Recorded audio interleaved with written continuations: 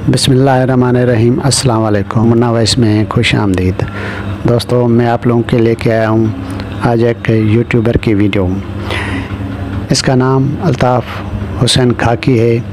उम्र 55 साल है और बदीन शहर का रहने वाला है और इस पेशे से ये एक टीचर हैं। तो ये एक बहुत बेहतरीन पेंटर भी हैं जो ये स्कूल में हैं। ड्राइंग का पीरियड जो होता है वो लेते हैं और बेहतरीन टीचर हैं, बेहतरीन इंसान हैं, बेहतरीन पेंटर हैं। मैं इनकी वीडियो लेके आया हूँ, आप इनकी वीडियो देखें।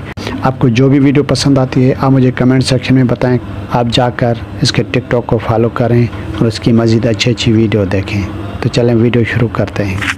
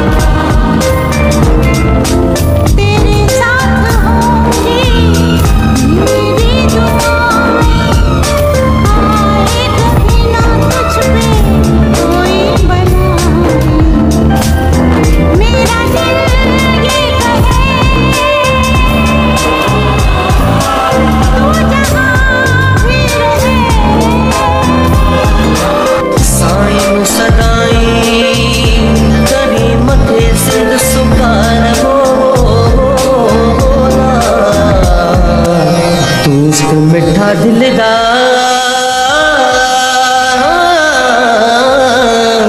हो आलम सबा